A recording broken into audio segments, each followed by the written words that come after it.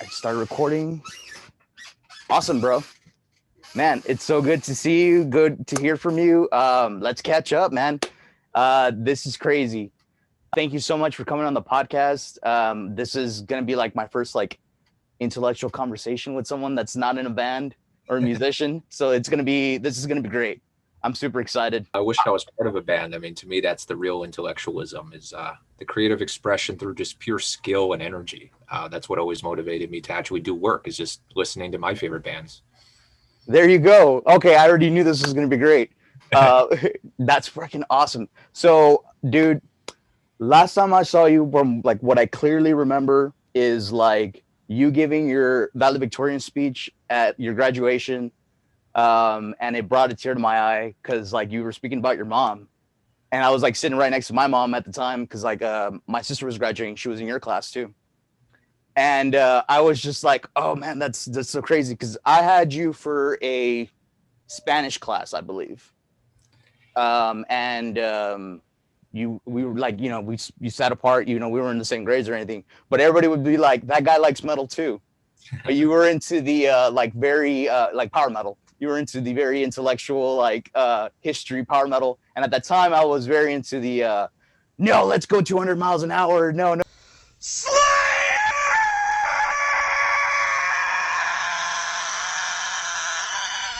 No, no, no, none of that, none of that. Yeah, it's really the fundamentals that matter, right? I mean, Yeah, even with metal, if you take that as an example, like I got it in it from it backwards, like with the power metal European stuff.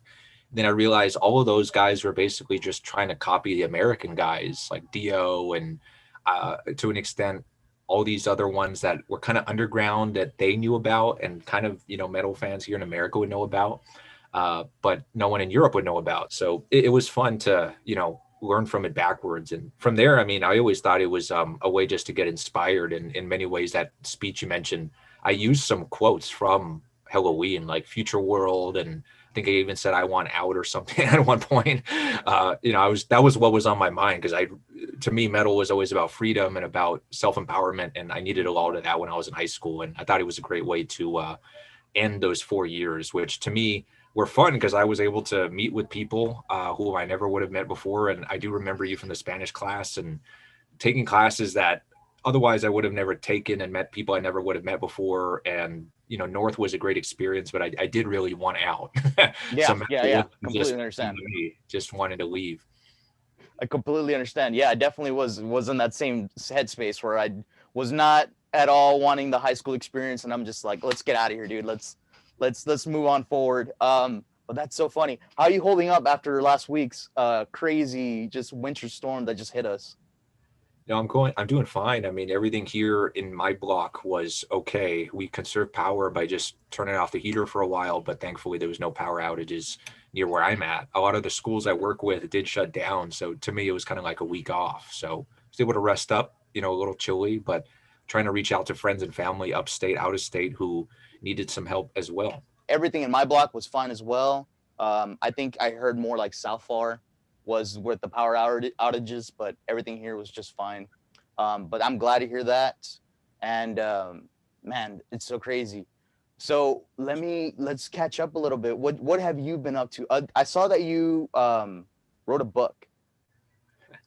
Yeah, I'm a writer first and Okay. foremost. I always think of that as my first identity. And whenever I get caught up in all these other things, like the things I need to do in order to survive financially and otherwise, I always think, don't forget about the writing. That's what Right. keeps you alive as an artist. If I could play in a band, I would do that. But writing is my way of communicating my creativity.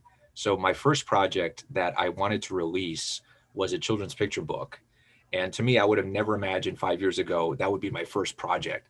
But after going through COVID-19 and realizing what should come out first and what can be most useful for other people, thinking about the audience, I came to the conclusion that this children's picture book idea that I've had since about 2016 was the time to get out. And first, digitally, we wanted to make it for free online so a lot of people can go and read it, and teachers can use it as a teaching tool. Parents can use it as a tool that they can share on their screen on Zoom, or they can even print it out and just share it with their kids. And eventually, the demand was so high that we made a paperback version out of it on Amazon, and it's at cost for about $9.50. If someone buys it, all those proceeds go back to providing more books for more kids that otherwise won't have it. The book is about learning how to speak in public. So when I was a kid and I would read all these public speaking books, I never really got motivated to stand up and speak. And when I would read all these kids' books, I learned all these abstract lessons like about kindness and sharing, but never stuff that I could actually just put into practice right away when I put the book down. But with public speaking in this book, I hope kids can read it and feel inspired to go into their identities with an idea that you can articulate who you are, feel proud of who you are, and learn how to become a better speaker in the process. That sounds amazing. I'm gonna have to check that out. I saw that you had posted it, and I was like, that's really interesting. That sounds really amazing. Something to give back to the next generation. That's what I'm feeling with as well. The last couple of weeks, starting the podcast and doing stuff like this, I've been talking to a lot more and more people about how we just kind of are that next phase that we just have to give back to the younger generation that comes after us, because these resources that are being available to them now, we didn't have them. I didn't grow up with a computer like this, YouTube, like this. It's kind of crazy how fast it kind of transitioned those 10 years, and how technologies kind of went, let's do it. And now this is what teaching is now. You know what I mean? I see my sister's classes like this, and I'm like, this is insane. Like this, I never pictured this so soon.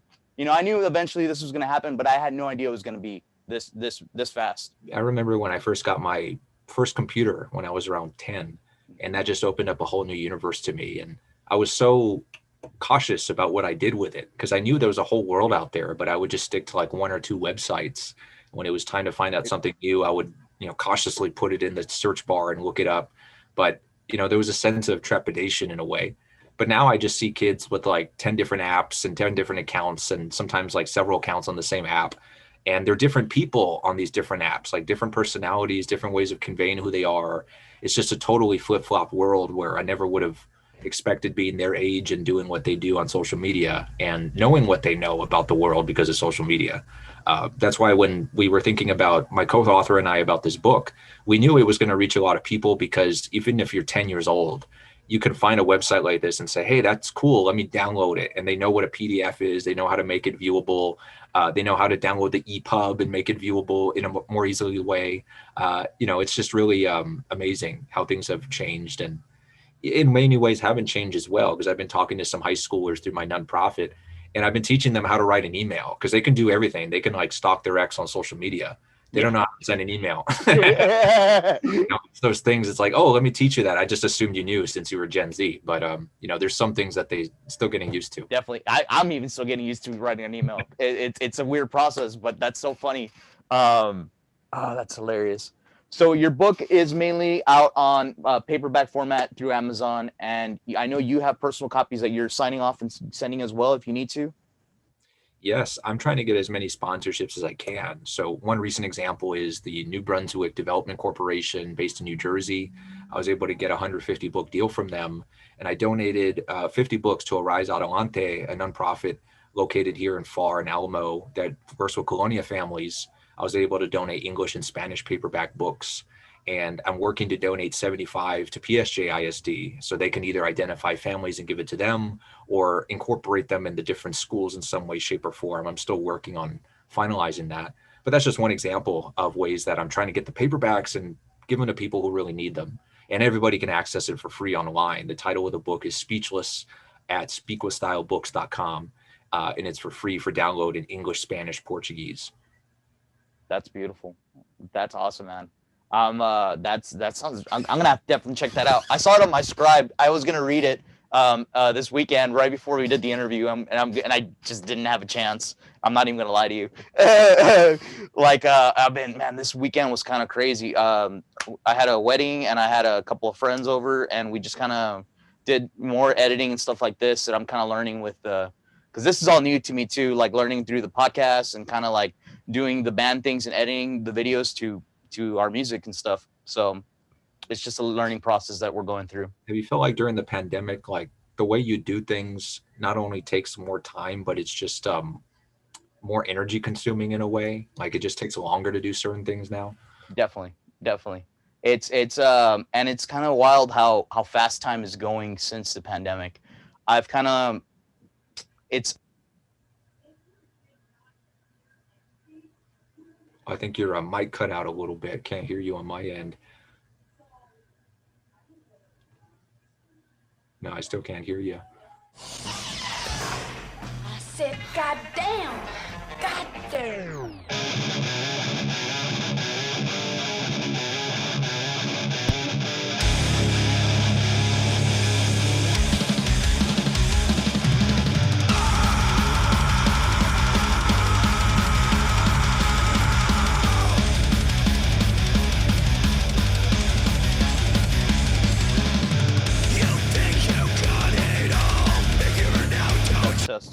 test. Oh, I can hear you now. Yes, sorry about that, dude. Yeah, Yeah, no problem. I told myself change the batteries to this before you get on, but obviously I didn't. I'm totally new to the idea of how this technology stuff works. Like I use this webcam that is just a USB port. Like if it had a battery or a mic to it, I think I would just go crazy.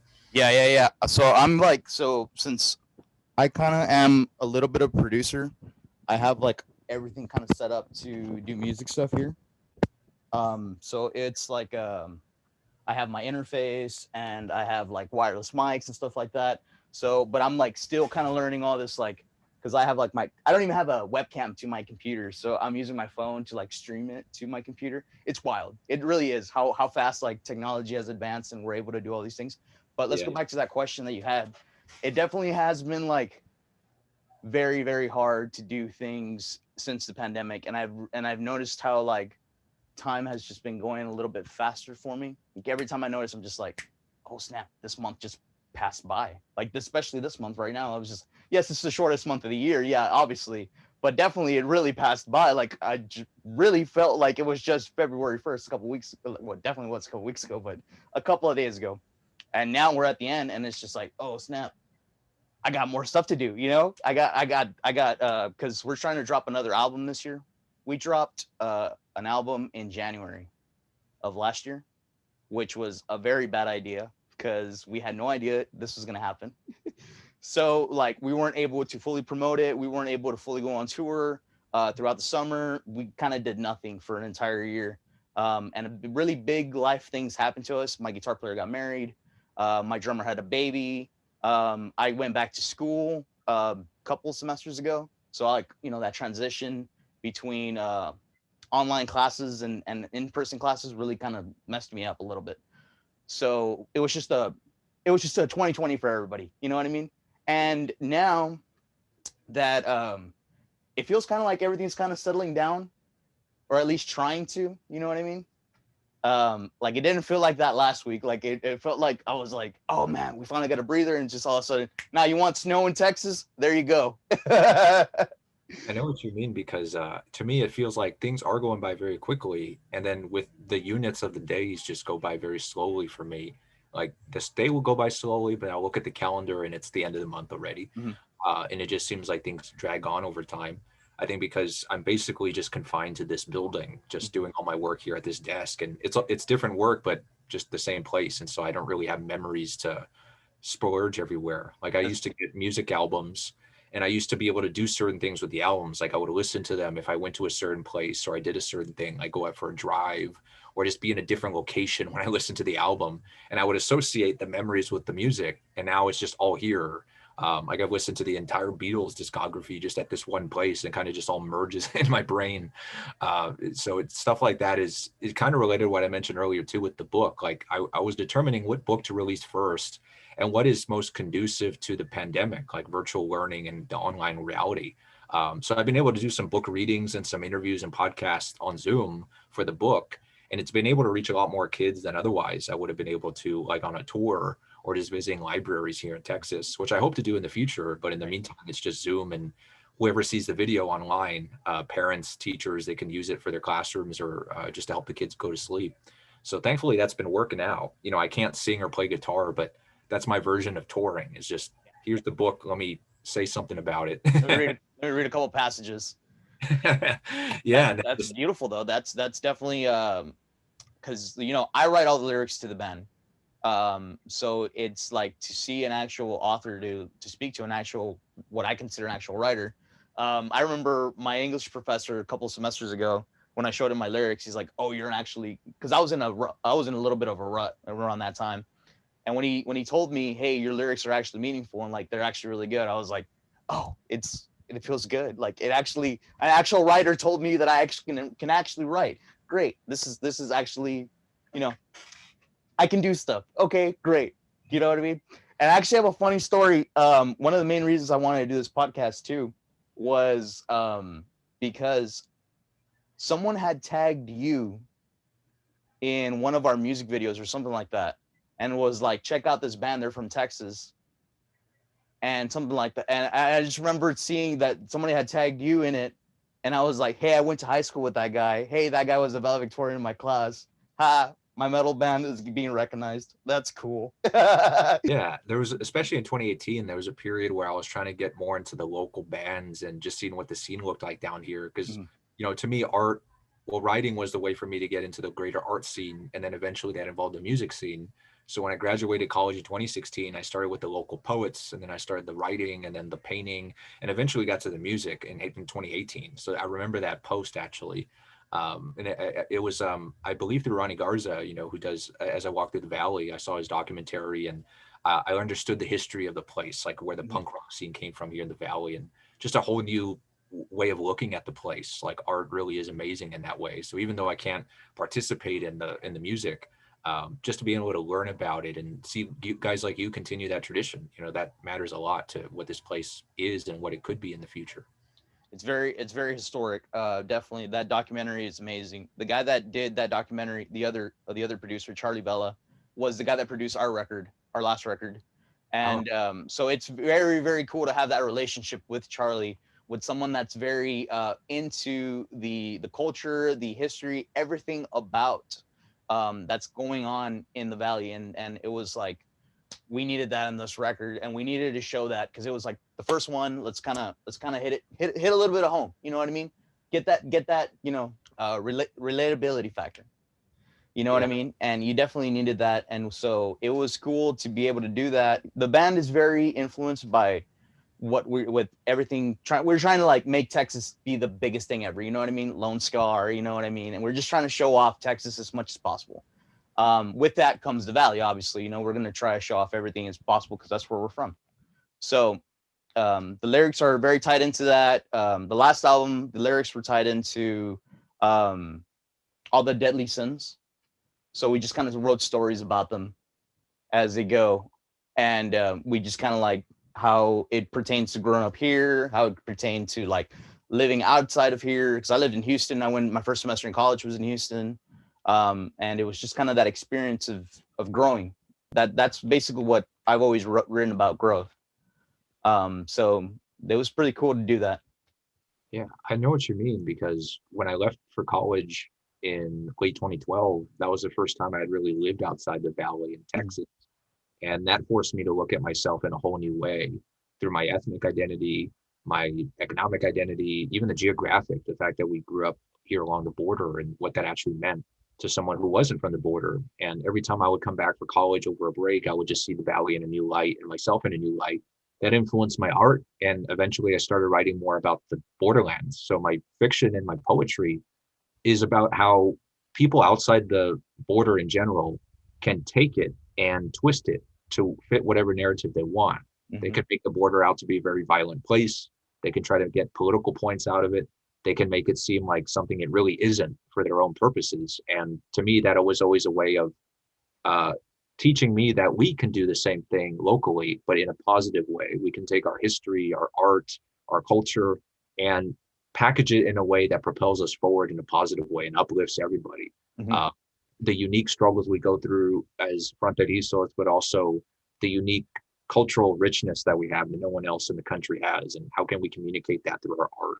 So beyond the children's picture book, I do some nonfiction work. I try to recover history, especially if those people are still alive, fiction, writing about the border, poetry, writing about the border. So anything I can do that uplifts the valley in general.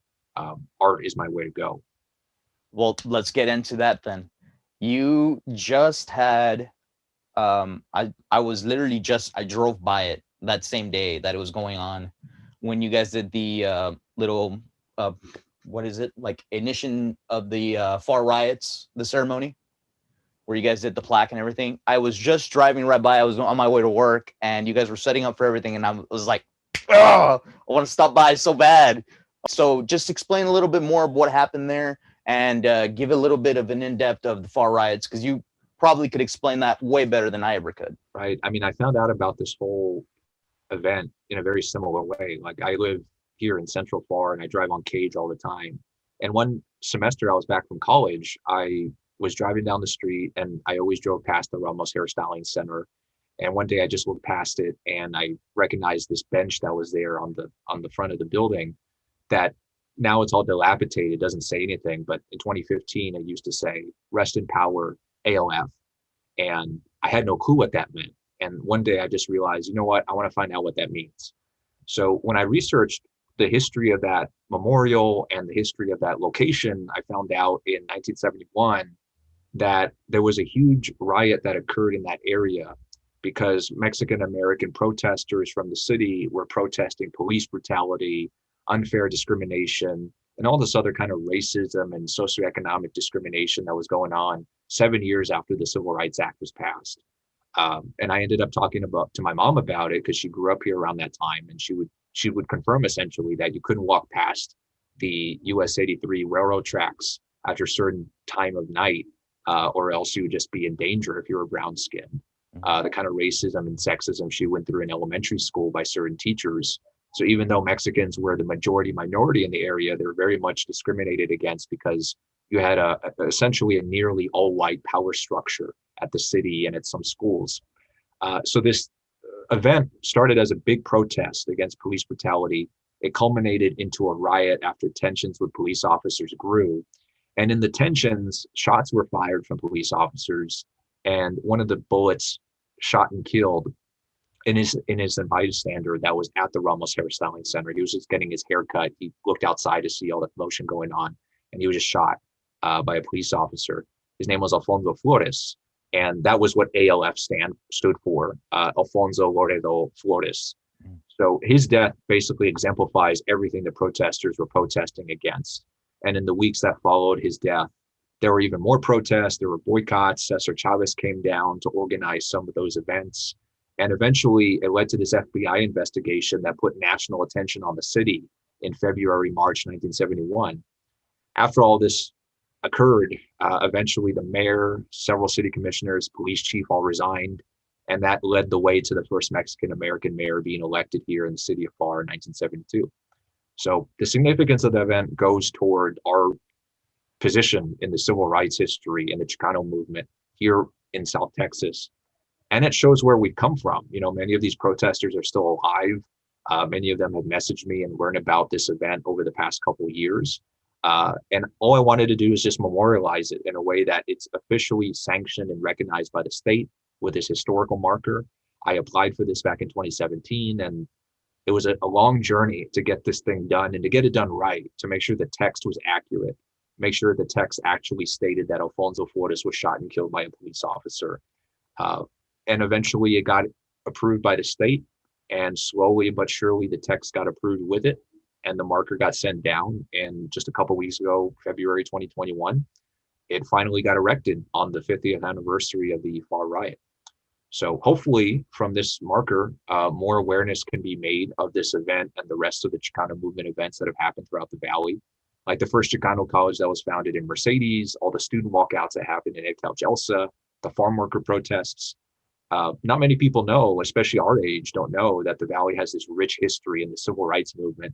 And the fact that the Valley is like 95% Hispanic today, it wasn't always the way it was today, where you saw brown faces everywhere and that you had brown faces at the top and brown faces at the bottom. It really wasn't like that with our parents and grandparents. And I wanted to make sure that memory doesn't die and that we can learn from it. That's super wonderful that you actually brought that out and were able to fully erect the whole culture and everything about that. You know, FAR has, and every ounce of this place has an amazing history. And nobody kind of knows that, especially definitely people our age. And then further generations, they're going to be even worse off. You know what I mean? But that's so amazing that you were able to do that. The state approved it, and the city even, was okay with it, which is great. I don't know how you feel about it. Maybe it's just, being from here, but don't you feel like Far really is the city on the rise? Like it really, really is. Like especially after Ambrosio got elected, downtown looks beautiful. Everything about it, the city looks growing. It looks like it's flourishing. It doesn't look like it did, when I was growing up here. Not at all. There's a lot of changes, and it's great that they're visible and tangible, right? So when you talk about improving the lives of all these residents, can you do so in a way that they can feel it in their pocketbooks and they can see it manifest in the city? And slowly but surely, the city is transforming and becoming a better place for everybody, every single part of the city.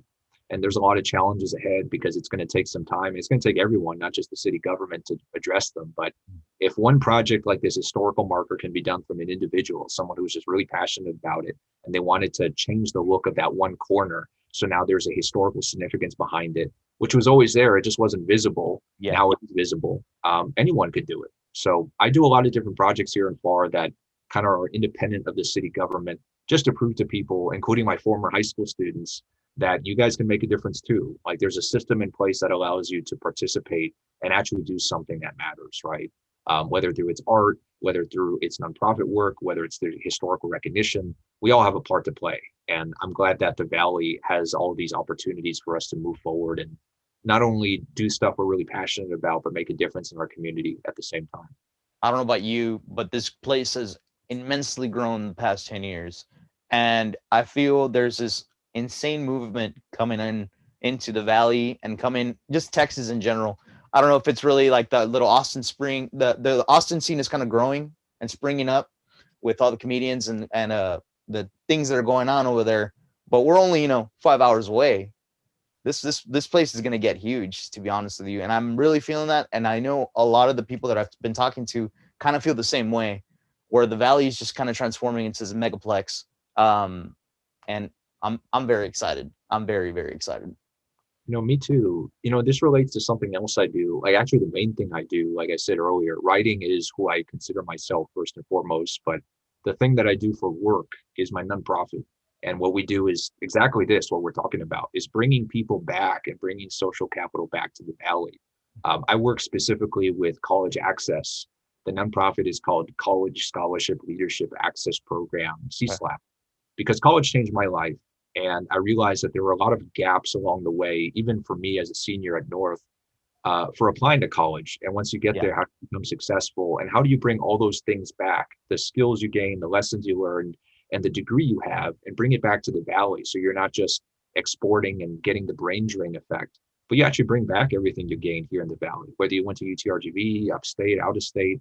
How can you bring all these awesome homegrown people back and actually make a difference here? So CSLAP is first the college access process. We help high school seniors apply to college, but we attach all the big lessons to it. So when they write the essays for college, it's not just you're going to use this to get into your university, but you get to feel empowered by writing about your Hispanic identity or the fact that you're from the border, things that I didn't understand until I got to college and I came back and I saw myself from the outside in and learned about the history of the place, but teaching them before they go. So when they go to college, they have that inner purpose, that ulterior motive of, I'm going to get all the education and all the skills I can here, but my ultimate goal is to bring it back to the Valley in some way, shape, or form. And if there aren't jobs there for me, I'm going to create my own jobs. So that's kind of like what I did. I just created my own small business to say, we're going to start doing this with the local high schools. We're going to work with students when they get to college, and we're going to make them into mentors. Those mentors are going to help the next senior class. That senior class graduates, they're going to mentor the next senior class, and it just keeps on going until the Valley grows into this huge megaplex, like you mentioned. When we bring the people back, they can help the place grow themselves. Beautiful. My hat's off to you, sir. For real. That's what I really wanted to get into. I really wanted to know more about what you were doing with that nonprofit of yours. I had no idea it was a nonprofit. I actually thought it was a piece of PSJA. I actually thought it was like you were actually kind of funded through there and actually worked for PSJA. But that's super cool that it's actually yours. Now it is, yes. You're right, because we used to be a PSJA program. Okay. I did it in 2013 when I was a freshman at college. And so we founded it when I spoke to some counselors and to some administrators and Dr. King. How can I come back and make a difference in my community now? So this mindset I just described, I had it already. I wanted to bring it back. I didn't want to wait until 2016 when I graduated. Yeah. So every summer I would come back and I would gather my friends who also had their own personal stories, almost failing of the college admissions process, struggling at college, and realizing the importance of the near peer mentor. Because in high school, you have your teachers, you have your counselors, and then you have your parents, and they're all different types of mentors, but they're not near peer mentors. Yeah. People who are once in your shoes and who are going through the process you're about to go through in college. And they grew up in the same neighborhoods and went to the same schools you did. So they have some unique insights on how to succeed when they get to college and when they get into their careers. So we utilize that social capital, we bring it back. And the goal of the PSJA program from 2013 to 2017 was just do that in summers and to develop these relationships year round. So when the students went back to their high schools after our summer program, they would be ambassadors to then help the other students at the Go Centers with basic things like, here's this new scholarship you might not have known about. You want to apply to this, let me connect you with this mentor from CSLAP so he can help you win it because he won it last year. Those little things that otherwise the schools in the system don't have, we brought all these resources and mentors from outside the system to help them out. My first job after graduation was at PSGA, institutionalizing CSLAP at PSGA as the University Scholars Enrichment course. So I taught this course 9th through 12th graders. I gave all the curricula to the school district so they can incorporate it and keep it going. And after that, I made CSLAP into a nonprofit so we can continue working with other school districts like McAllen and Vanguard Academy. And eventually I hope to go throughout the entire Valley and eventually upstate, just so we can export this near peer mentorship model and connect it to everything we just talked about with. It's not just helping the students get to college, but once they're there and they graduate, what happens next? Like you bring the social capital back to the community, and in the process, you bring the actual capital back. And you're getting the mentors built into the system where it's natural for a high school senior to say, okay, I want to talk to someone who's an engineer who went off to work for Boeing. Maybe they didn't know that a couple blocks away, just a couple years earlier, there was a PSJ North graduate who went to Boeing and started working there. They just didn't know. So we make that connection happen and we change lives and we change the community in the process. Absolutely beautiful. Absolutely beautiful. That's that's exactly what I've been on the same vibe with. Networking and mentors are the one most fundamental thing college or any kind of like social gathering, really. Like those are the two biggest factors that are going to play out and you're going to be able to gain the best access out of. I being a musician, college wasn't the main thing on my mind most of my time. Still is. It still is. But especially in high school, like the idea was like, oh, you know what? I'm going to, go on tour, my band's going to do amazing. This is going to be this great, blah, blah, blah. It's a completely different world than what anybody else kind of lives. It's that creative life where it's just like gun it and go. And the biggest moments that have happened with that lifestyle have been going to NAM and going to other places like in California, which is a big convention where all the musicians gather and you're learning from it's that same mentor peer. You know what I mean? You're learning from people straight up from everybody. You're able to just connect with a guy that just sold, 17 albums, a couple, is on their 20th album, and you're able to learn everything from them. That's what I love about the places like that. What I love about, I feel like social media does a little bit of that. I don't know how well we can control these technologies and mold them to be able to do stuff like that, because it's very hard with big tech, because they're trying to censor everything and trying to put their own kind of spin and ads. This is mainly for ads. Let's admit what social media really is. It's advertising. It's not really to help people. It's not really to do these processes to kind of mold a society in different ways and teach people. It's their advertising. So it's going to be weird to see where this kind of goes from. You know what I mean? Yeah, I agree, because social media to me is supposed to be an access point, but there's a difference between, let's say, never getting to the university and then getting there, but being locked out, like right outside the gate, looking at it, but you're not actually in it, right? So to me, that's kind of what social media does, where you have technical access to people, to networks, to opportunities, but how do you actually take advantage of them, right? It's not really equitable, especially if there's a proliferation of information and misinformation, disinformation, and there's a profit motive. There's all these different things that can throw you off track. Back in my personal story with the mentorship aspect, why I focus so much on it, and with college in particular, is back in 2010 at North, there was a graduate who went off to Brown University to major in English. And at that age, I knew I wanted to apply to the East Coast and go major in English too. So I wanted to connect with her and see what did she do to get into this Ivy League school and how it was going over there on the East Coast. But when I became a junior the next year, I was asking counselors, asking teachers, I was even asking her friends who were still in high school, hey, do you have her number or something, or your email? Can I connect with her? This was back when everybody was making a migration from MySpace to Facebook, and social Yeah. media was the thing, but not everybody had an account back then. Yeah. So you couldn't just like them online, and no one had her contact. She just kind of disappeared. And I was like, how can this happen? I mean, this is such a great thing she did. And I want to do something very similar. All I want to do is have a conversation, but literally no one knew how to get in contact with her. She kind of just disappeared. So nowadays, I think people listening might think, oh, like, why don't you just like look her up on this or this or Yeah. not, right? Back then, like the access just wasn't there. And so that was part of what the near peer mentorship was about.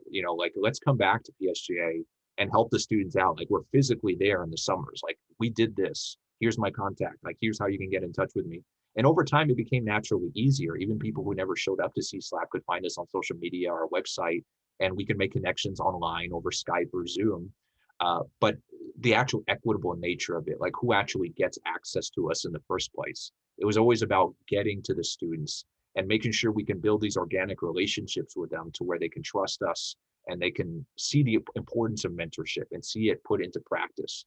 It's very easy to teach a student, yeah, this is the importance of networking, this is the importance of mentorship, this is what it does.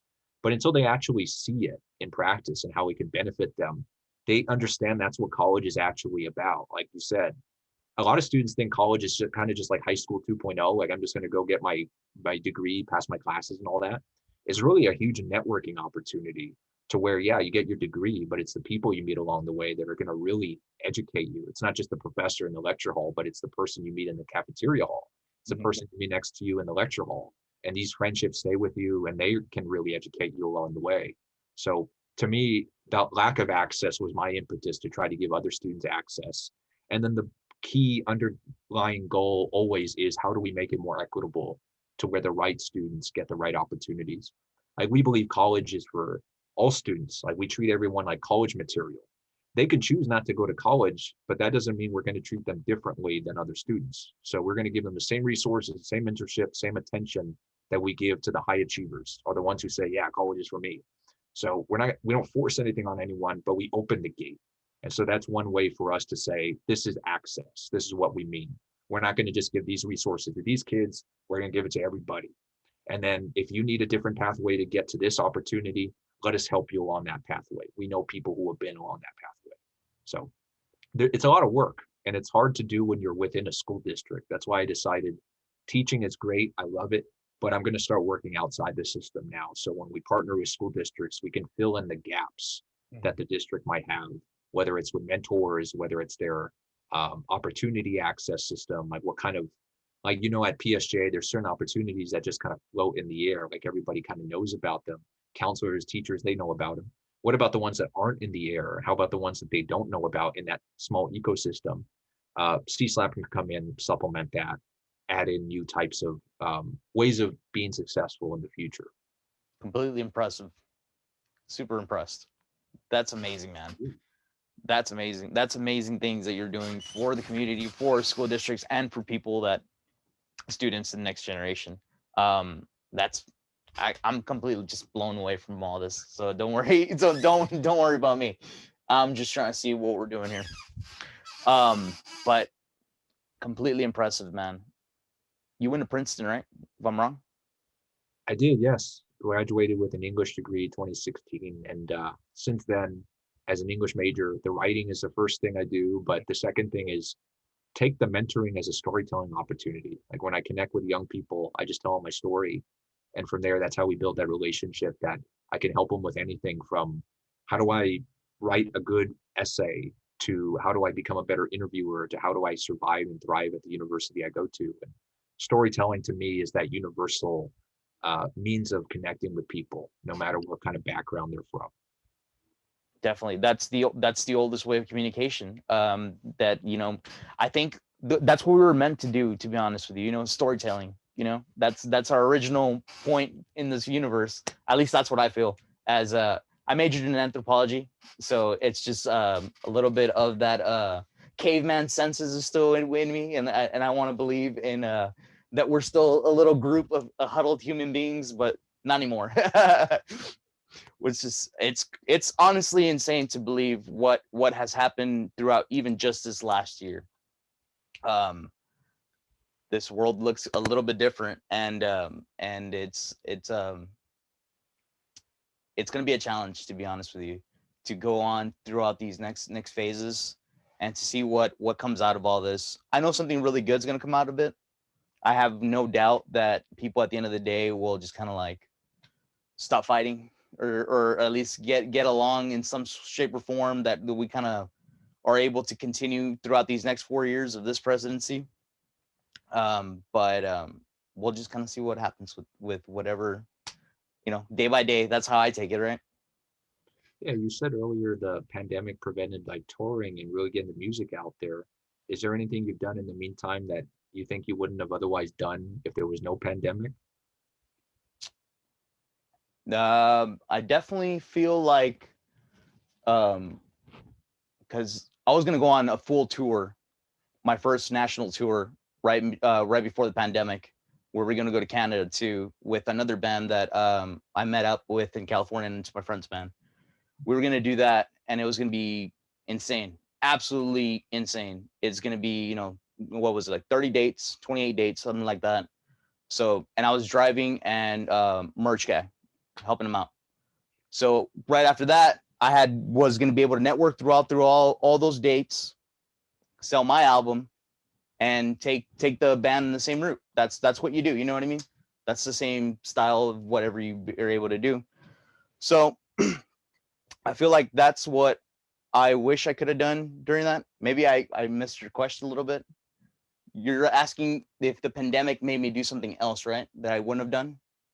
Yeah, because something I've been thinking about is the opportunity cost, right? Of like we were planning to do all these things. Mm. Like for example, something I'm still working on is a book project with a Chicano movement activist who I'm helping write his memoir. I thought that was going to be my first book out, but instead I decided let's focus on the children's picture book because we can do this, this, and this on the internet, and it actually makes it more productive. Like all the readings I do, they're permanent, and I can just share them with parents and teachers, and it's for free online. There's so many downloads, and more people are reading it that otherwise would have read it if I would have went through a traditional publishing house. So I turned, basically lemons into lemonade with that. Is there something you feel like you've done that's similar? I got really deep into this editing vibe, where I learned like Photoshop, learned Premiere, learned all those stuff, and just kind of like really dove into my computer, because I felt like I never really spent that much time in my computer. Yeah, I should have. And I got my first computer when I was like 14, dude. I grew up kind of really poor, not where it was like really really bad, to the point where we didn't have any food or anything, but we definitely didn't have the luxuries that other kids had.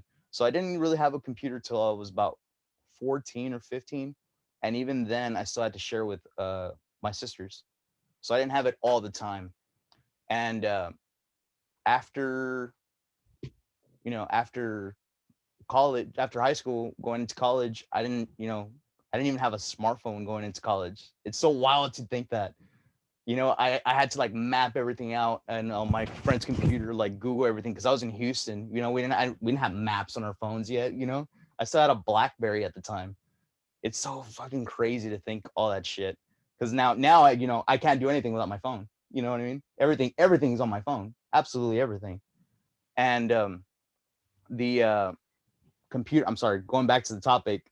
So going really deep into my computer, that's what I felt like I did last year, which was like learn all kind of Adobe Premieres, kind of really fully dive into making music and like being able to record myself. I kind of fully set up my studio here at my house, where I have all my gear and everything's kind of just ready to go. Learning how to track myself and the band, stuff like that. that I feel like it was a good thing that we were able to have that. I know it's kind of a shitty thing to say, but like that little vacation area in 2020 where we weren't able to, go outside and do things. So, might as well just stay home and fully gather your skills, a little incubation chamber period. And that's what I felt like I did a lot. I started writing every day in the pandemic. And now I can go, 4 pages a day, whatever. And that's really what I wanted to do. Because with the album, I felt like I went that next skill up as a writer. Like it really felt like from our first EP, from our first two EPs, the album was just that one like, oh, okay, cool. That guy can actually write some cool things, and they actually make coherent sense. You know what I mean? So, and that's what I feel. It's just always that one up skill. I'm always trying to better myself as a writer, as a musician, and as a person, really. So that's what I'm really glad that this is one of the things that we did during the pandemic was the podcast. I was really glad to be able to finally start this. I knew I always wanted to kind of do it, watching Joe Rogan and all those guys having a blast with their friends. I always wanted to do something like that. But what really got me into this was just being able to have conversations with people that I usually wouldn't be able to have a conversation with, and seeing their version of life through their eyes, how they're seeing it, and kind of bring that focus back into my writing, where it's just like we're all kind of seeing different perceptions of all this reality that we're living in. So we kind of should just, be sensitive, be kind to each other, maybe. You know what I mean? Yeah. I really am motivated by what you've said because it's going along these different paths that you were planning on going down anyway, but now it's a lot of self-reflection that has to take place in order for us to say, okay, finally, let's get to this or this or this. Like maybe we were using excuses before, like we're always on the move or things were busy. But when you're kind of forced to just face yourself every day at home, why not learn that new skill or do something new? And the pandemic has been very stressful and many anxiety inducing essentially for many people. How can they take that reality and switch it to something to where they can then do something that is mindful, that is good for them, and no matter what situation they might be in? Like I have friends who are out there who are still on the front lines, either being nurses or they're teachers or they're, even just Grubhub, Grub delivery, and they're always face to face with people. It's very stressful for them. And so they don't have the same luxury that I've had of just moving in new directions. But they can still, what they've told me is that they can still gain new understanding of who they are and their role, for the importance of being a teacher, importance of being a nurse. It's a very like existential process for them to get to know themselves better. Like when we call these essential workers heroes, it really has left a mark on many of my friends of why they do what they do. And for me, it's given me more purpose of trying to get my work out to more people in a more meaningful way. So it's not just let me get the book out and it sells X number of copies, but with those number of copies, how do they benefit from it? What are they learning from it? What do they gain from it? How is it uplifting the community? Like it's more of a collectivist mindset. So I'm a little more mindful, essentially, of when I do something, what is the larger meaning behind it, not just for me, but for the community. I started writing poems more about the border and about FAR, actually, as a result of the pandemic. So even my artistic direction has changed. Just what is always on my mind has changed as a result of just being home more often and seeing local. The FAR riot marker, for example, is just a couple blocks from my house. But I think about it often because it represents something that on the surface seems pretty small, but on the larger scale, I hope it does this ripple effect to where more people can understand what happened there that day. And in their own respective ways, in their own unique ways in their lives, they can move forward with that consciousness that something important here happened. So those little ripple effects really matter of how we look at ourselves in new ways throughout the pandemic. Definitely. I really hope everybody kind of went into that self-reflection mode during quarantine time. I know I did. I know a couple of my friends did. One of the things I really hated before the pandemic was getting into phone calls with people. And which is pretty funny that now we do this. But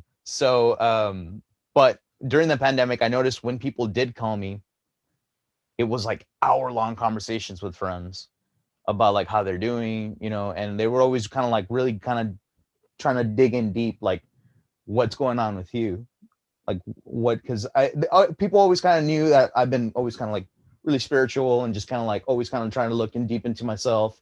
So they kind of always knew that I had a little bit of knowledge into inner self and stuff like that. So they always kind of wanted to manifest more thoughts out of me because they knew I was, a poet soul. So they wanted to hear what I had to say, and that I usually try not to let people that deep into my mind most of the time. You know what I mean? There's moments of rage, and I feel like those are my best writings.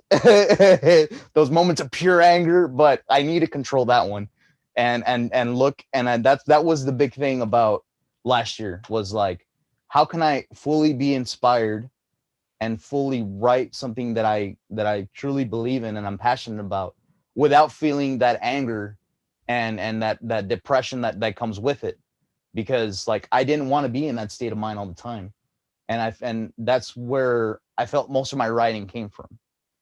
But I also knew that wasn't healthy at all, because it pushed away a lot of friendships, it pushed away my ex-girlfriend, it pushed away a lot of relationships and people that I really did care about.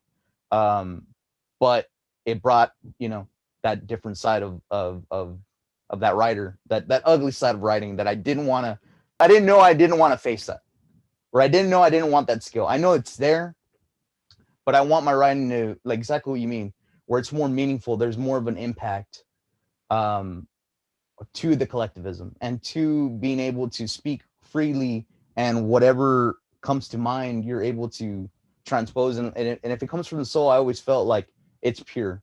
You know what I mean?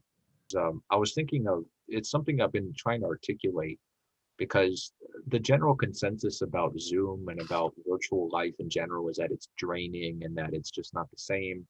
In many ways, I feel the opposite, to where I guess it's because the kind of lifestyle I live. Like, I like the fact that I can connect with so many different people from different aspects of my life so easily now. Like just today, I Zoomed with a former high school student of mine who's here in FAR. I Zoomed with a former UCLA student of mine who's in LA. I talked to a professor of mine from Princeton who's in New Jersey. On the phone, I spoke with a mentor of mine from Princeton. I've been talking on the phone with some administrators, teachers here in FAR. All these different people in my life for different purposes, different locations. It's just natural now to connect with them. Like, of course, I could always call them and Zoom with them in the past, but now it's just been normalized that this is how we're connecting. So I'm here in FAR right now, and I feel like my life kind of just is converging. All these different elements that were kind of defined by these different locations are now just all in this one place right here. They don't feel separate anymore, and I feel more connected to people in a way. Like, it's easy for me just to get on Zoom and talk to people like you, people who I otherwise would have never talked to or connected with in this way before. Yeah. Now that it's normalized, we can do it this way. So in that way, I'm grateful for it. I'm able to connect with more schools through my nonprofit through this way. I'm able to just reconnect with people I haven't spoken to in years in this way. And I hope in a way this stays after the pandemic is over, this naturalized way of, hey, you live in this state, I live in this state. Instead of just calling each other, let's just Zoom so we actually see each other, right? I hated talking on the phone too, because I'm just kind of talking into the void. Like, I'm staring at the wall and talking to someone. I like to see them, even if it's not in person, even if there's a little delay, seeing them really matters to me. So I feel a little different than most people, I guess, because I'm an introvert and I like the writing anyway. I like the fact that I can just exit the Zoom call, get to writing right away. There's no travel. There's no flying. I kind of like that. To me, it's just a simpler life and a more meaningful life because of the way I reflect on it.